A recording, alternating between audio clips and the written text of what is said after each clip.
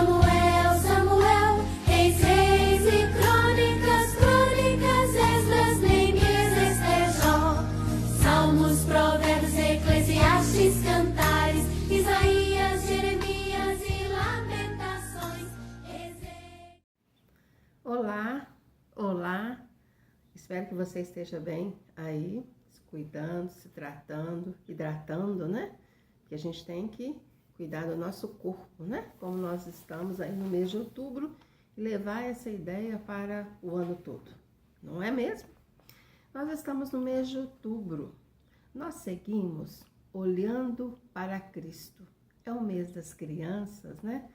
Como os nossos cultos, eles ficam alegres com as nossas crianças, dos nossos adolescentes, dos nossos professores. E no nosso primeiro momento da EBD, vamos ver a história do rei Josias, o rei menino. Vamos ver e vamos recordar também? Você conhece um rei de 8 anos de idade? Então vem comigo! Vamos abrir o grande livro!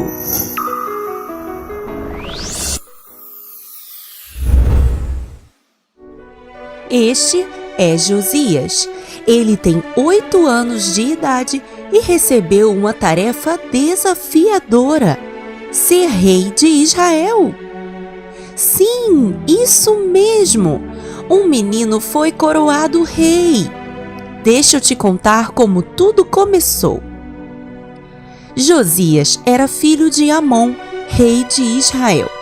Ele sabia que seria o próximo rei depois de seu pai, porque quando um rei morre, seu filho se torna rei em seu lugar.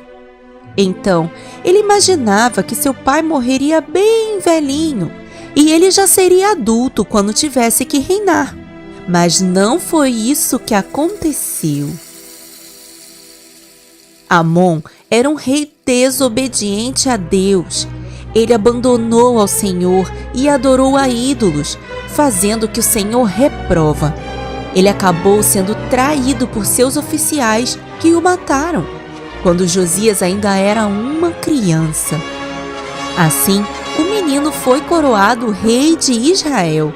E diferente de seu pai, ele era obediente a Deus e se inspirava no rei Davi para reinar conforme a vontade do Senhor.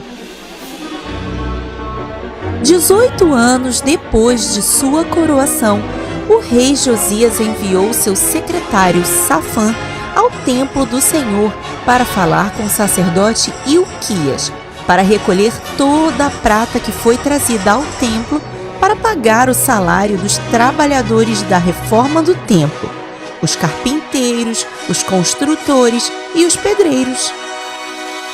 E assim, Safã foi até o templo. Quando chegou lá, o sacerdote Ilquias fez o que ele pediu e depois disse a ele que encontrou o livro da lei no templo e o entregou a Safã, e ele leu o livro.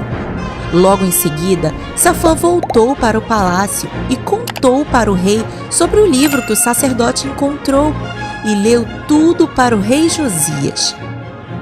Assim que Josias ouviu todas as palavras do livro da lei, ficou angustiado, porque percebeu que os reis que vieram antes dele fizeram coisas que são repugnantes para o Senhor, e certamente ele estava irado com todo o povo de Israel. Então Josias chamou o sacerdote Ilquias e seus auxiliares e pediu que eles consultassem ao Senhor sobre o livro que encontraram. Ilquias e seus auxiliares foram então falar com uma profetisa chamada Hulda. E ela disse a eles que Deus estava irado pela desobediência do povo, que adorou a ídolos e acendeu incenso a eles. Ela disse que Deus também mandou dizer a Josias o seguinte: Você abriu seu coração diante de mim e eu ouvi o seu choro de arrependimento. Por isso, vou poupar sua vida, mas minha ira será derramada neste lugar, porque fizeram coisas repugnantes. Ao ouvir essas palavras, o rei Josias reuniu todo o povo de Judá e de Jerusalém no templo e leu para eles todas as palavras do livro da lei que o sacerdote havia encontrado. Depois disso, o rei fez uma aliança com o povo e todos se comprometeram em obedecer de todo o seu coração e de toda a sua alma aos mandamentos do Senhor e a todos os seus preceitos e decretos. Depois disso, o rei Josias pediu ao sacerdote Ilquias e seus auxiliares para retirar do templo todos os utensílios feitos para Baal e Azerá. Ele também expulsou da cidade todos aqueles que queimavam incenso a Baal, ao sol, à lua e às estrelas.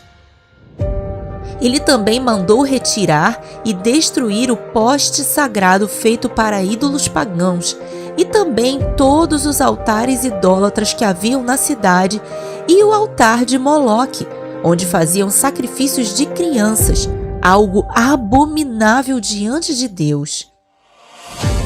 Ele também expulsou da cidade todos aqueles que consultavam espíritos, porque isso também é repugnante diante de Deus.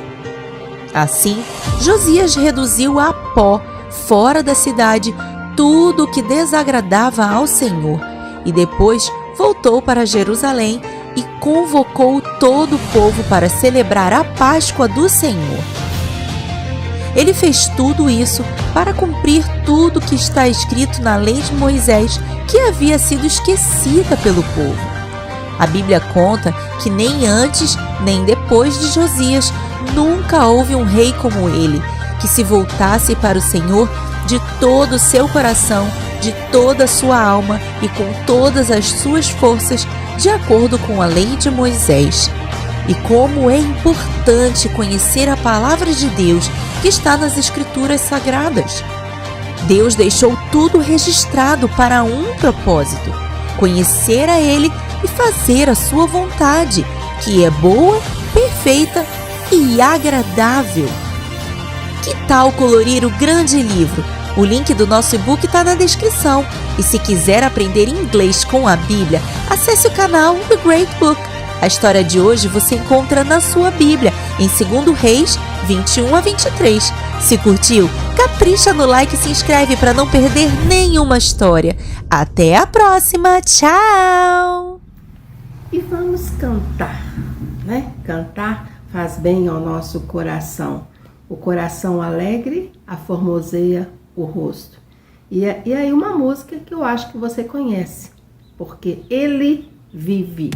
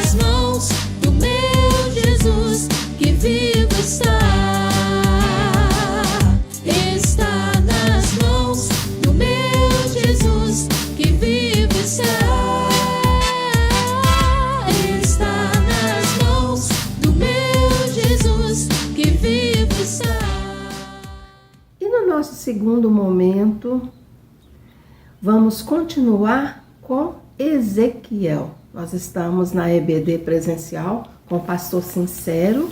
Ele é o responsável, nesse momento, por esse livro. E Ezequiel é o profeta das visões. Olá, meus irmãos, a paz do Senhor Jesus. Hoje irei trazer para vocês a história de um dos profetas mais marcantes da palavra de Deus. Um dos poucos que conseguiu ver a glória de Deus, mesmo que em visão. Um dos profetas que teve um dos seus ministérios mais marcantes e intrigantes da palavra de Deus. A sua chamada, sem dúvida, foi uma das mais espetaculares dentre todos os profetas maiores descritos na palavra de Deus. Eu estou falando do profeta Ezequiel. Quem foi Ezequiel na Bíblia? Nesse vídeo, iremos entender isso e muito mais sobre esse grande homem de Deus. Mas antes, se inscreva no canal, ative o sininho das notificações para não perder nenhum novo vídeo. Caso você seja novo aqui no canal, todas as semanas nós trazemos um personagem bíblico para edificar a sua vida. E sem mais delongas, vamos para a história.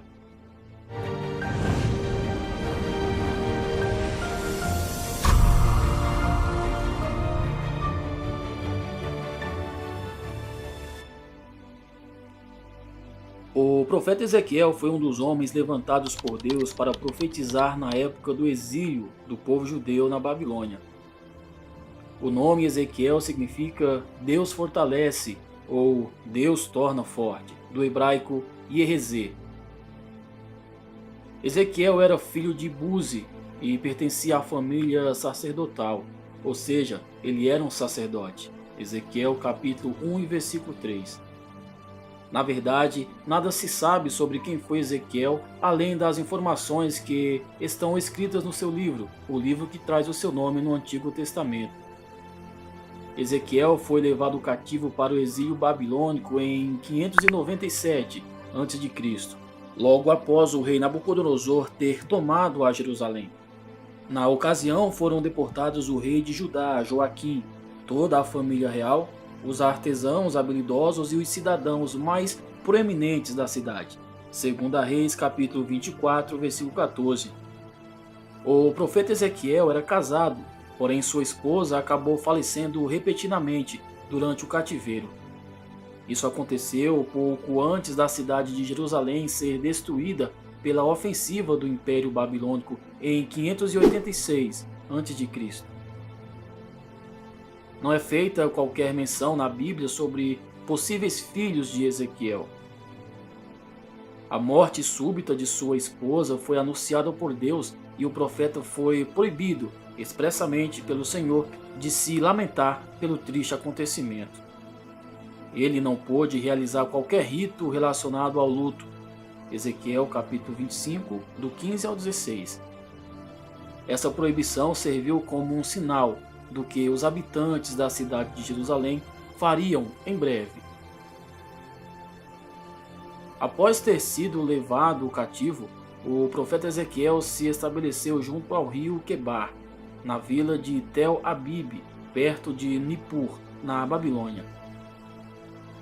Após 5 anos vivendo no exílio, ele recebeu sua chamada profética. O profeta vivia em sua própria casa, onde os anciãos vinham consultá-lo. Ezequiel capítulo 13, versículo 24. Conferi também Jeremias capítulo 29, versículo 1 ao 7. É bem possível que o profeta Ezequiel começou seu ministério profético com a idade de 30 anos. Caso isso esteja correto, então ele tinha entre 25 e 26 anos quando foi deportado para a Babilônia. Em seu livro, o profeta se mostra bastante familiarizado com os preceitos da religião judaica e com o templo de Salomão, mas não há qualquer evidência de que ele tenha desempenhado alguma função sacerdotal em Jerusalém antes de ser levado para a Babilônia. Na verdade, geralmente os sacerdotes começavam a exercer suas funções no templo com a idade de 30 anos.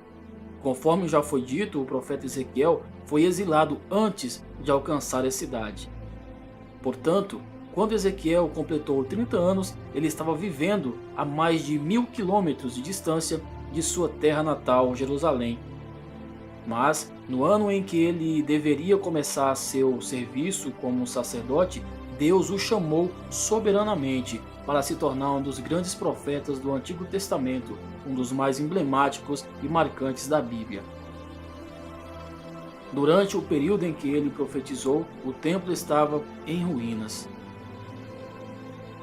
A chamada do profeta Ezequiel para exercer o ministério profético é um dos mais espetaculares registros das Escrituras Sagradas. Essa chamada é descrita em detalhes nos capítulos 1, 2 e 3 do seu livro. Nessa ocasião, o profeta teve uma visão da glória divina, uma das mais emblemáticas já descritas na Bíblia. Os 4 seres viventes, querubins, vistos pelo profeta Ezequiel na ocasião de sua convocação, também lembraram o chamado de Isaías, onde ele viu os serafins que ministravam diante de Deus.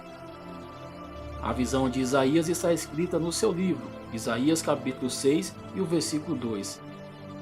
Além disso, existe uma semelhança muito grande com a visão do trono de Deus que o apóstolo João teve em Apocalipse capítulo 4, versículo 16. Quando o profeta Ezequiel caiu com o rosto em terra, diante da visão tão gloriosa que teve, ele escutou as palavras marcantes que diz: Filho do homem, põe-te em pé e falarei contigo. Ezequiel capítulo 2 e versículo 1. Nesse momento ele foi capacitado pelo Espírito Santo a tornar-se um canal de revelação divina e proclamar a palavra de Deus ao povo. O profeta Ezequiel frequentemente é chamado por Deus pela expressão Filho do Homem. Nesse contexto, essa expressão significa basicamente ser humano e enfatiza a insignificância humana diante do poder e da majestade de Deus. O grande propósito da mensagem profética do profeta Ezequiel era incentivar os judeus exilados a permanecerem fiéis a Deus, confiando que ele iria cumprir a sua promessa de restauração. Deus haveria de conduzir a nação novamente à sua terra de origem. Ele teria novamente os templos de glória para o templo e para Jerusalém. Isso aconteceria após o fim do julgamento divino sobre os judeus. Esse julgamento era evidenciado pelas provações e destruições advindas pela ocasião do cativeiro. E ele também anunciou o julgamento divino sobre as nações estrangeiras. O profeta Ezequiel também profetizou após a destruição da cidade. Profetizou a restauração e a misericórdia para o futuro. As profecias de Ezequiel sobre a restauração da cidade e da casa de Davi são cumpridas plenamente apenas em Cristo. Ezequiel capítulo 37, versículo 24. A mensagem do profeta Ezequiel é a que contém mais elementos simbólicos entre todas as outras mensagens dos profetas escritores. Também é possível perceber que a mensagem proclamada por ele é claramente representada por sua própria experiência pessoal, o que viveu. Isso significa que Deus fez com que o profeta fosse um tipo de sinal vivo para o povo de Judá. Assim, o profeta precisou enfrentar grandes provações e suportar terríveis sofrimentos a fim de que a sua vida servisse de sinal para incitar a nação a buscar o arrependimento. Além de muita simbologia, o profeta Ezequiel também usou parábolas e provérbios. Ezequiel capítulo 12 e 15. Algumas pessoas equivocadamente utilizam algumas passagens do livro de Ezequiel para sugerir que o profeta sofria de algum transtorno mental. Ezequiel capítulo 3, versículo 23 e 4 e versículo 8. Claro que quem defende essa ideia falha em compreender a forma com que Deus direciona a vida desses homens, de uma forma misteriosa e espiritual. No início do ministério profético de Ezequiel, sua mensagem não foi muito bem aceita. Porém, com o passar do tempo, o profeta foi sendo identificado numa posição mais honrosa. De qualquer forma, durante seu comissionamento como um profeta, o Senhor o avisou de que a casa de Israel não lhe daria ouvido. Isso porque os judeus não queriam ouvir o próprio Deus. Por isso, Deus disse que fortaleceria o profeta contra o povo, numa frase que talvez contenha um jogo de palavras que faz referência ao significado de seu nome. A Bíblia não relata nada sobre a morte do profeta Ezequiel. Tudo o que sabemos é que seu ministério durou cerca de 23 anos. Considerando então que ele começou a profetizar em 592 a.C., quando tinha 30 anos, ele viveu no mínimo cerca de 50 anos. O profeta Ezequiel não é mencionado em outro livro do Antigo Testamento.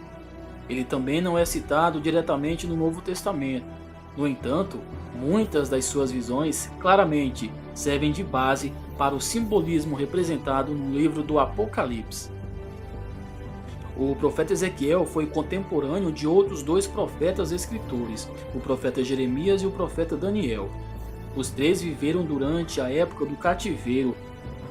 O único período histórico que contou com tantos profetas escritores ao mesmo tempo foi por volta do século 8 a.C., quando viveram os profetas Isaías, Oséias, Amós e Miqueias. É importante lembrar que, embora Ezequiel, Jeremias e Daniel fossem contemporâneos, eles não estavam próximos uns dos outros. Jeremias profetizava em Judá, Daniel servia na corte do rei Nabucodonosor.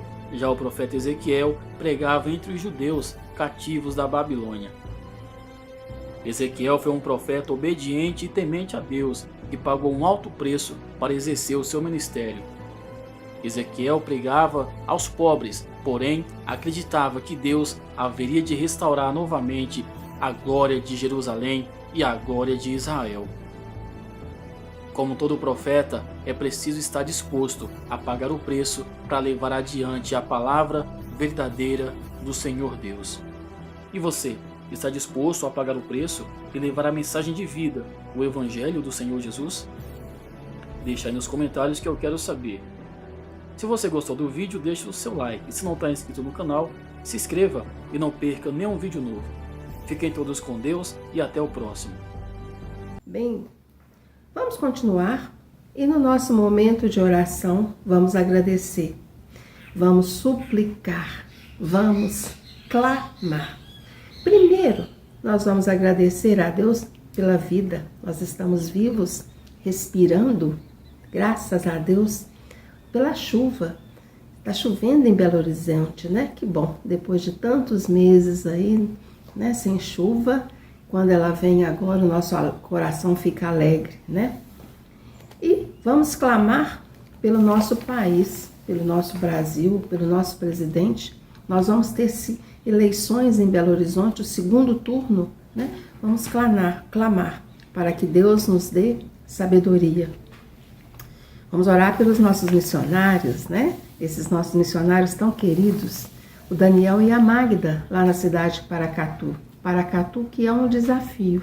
Vamos sempre ter em nossas orações os nossos missionários, missões. Eles estão levando aí a semente, semeando a palavra. Vamos suplicar pelos nossos pastores e famílias.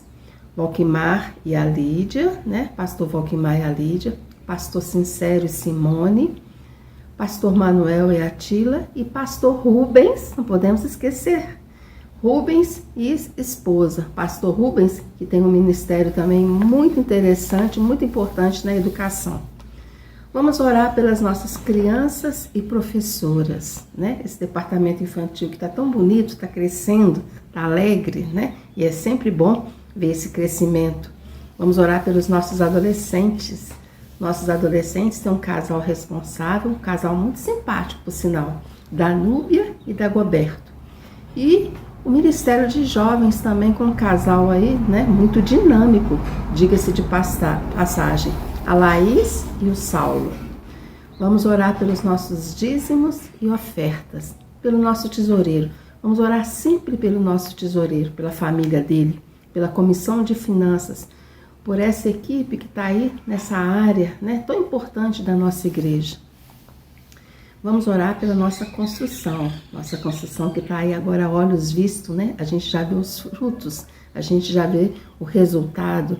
Vamos orar pelos recursos, para que esses recursos nunca faltem, e pelos funcionários, pelas pessoas que estão ali, para que Deus abençoe a todos eles e os seus familiares. Vamos orar por esse grupo tão especial na nossa igreja, os idosos e os enfermos, para que eles sejam bem cuidados, bem tratados, bem assistidos, né? Pelas pessoas que cuidam desse grupo.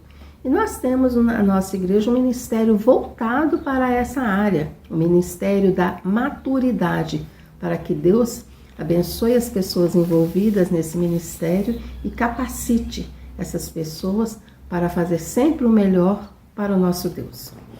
Vamos orar, meus queridos, pela nossa liderança. Nós temos sempre que clamar pelos nossos líderes, pessoas que ocupam cargos. Isso é muito importante, né?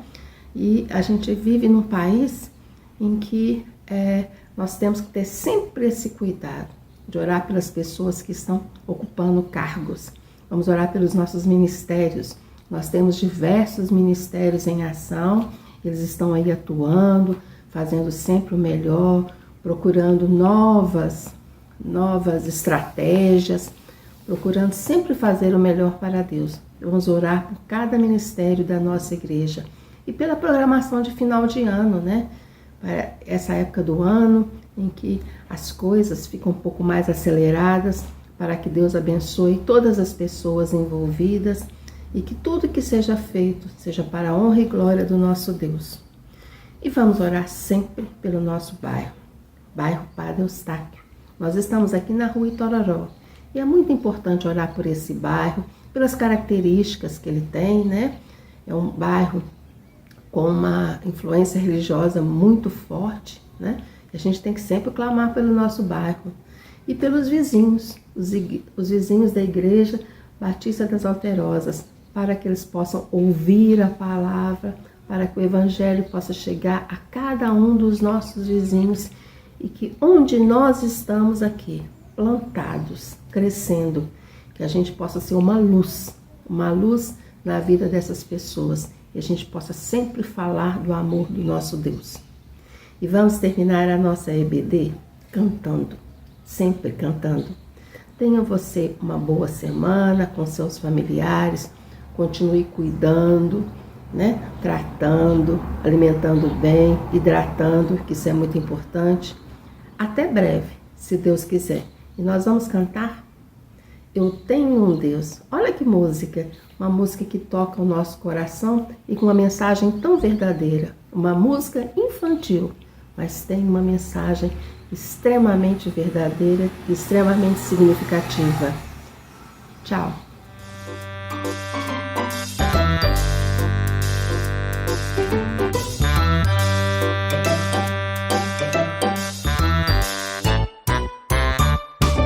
Eu tenho um Deus tão, tão, tão grande, maravilhoso Ele é.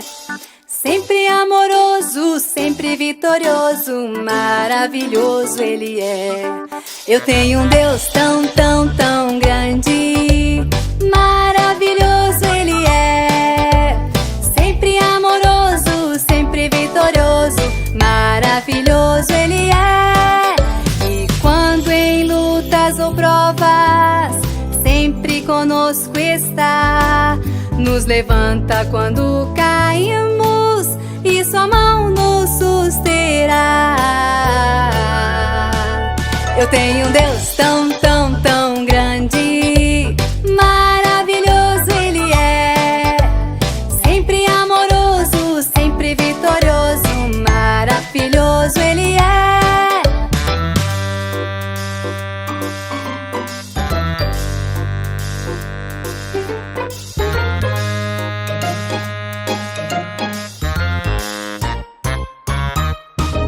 Eu tenho um Deus tão, tão, tão grande, maravilhoso Ele é. Sempre amoroso, sempre vitorioso, maravilhoso Ele é. Eu tenho um Deus tão, tão, tão grande, maravilhoso Ele é. Sempre amoroso, sempre vitorioso, maravilhoso Ele é. E quando em lutas ou provas, sempre conosco está. Nos levanta quando caímos e sua mão nos susterá. Eu tenho um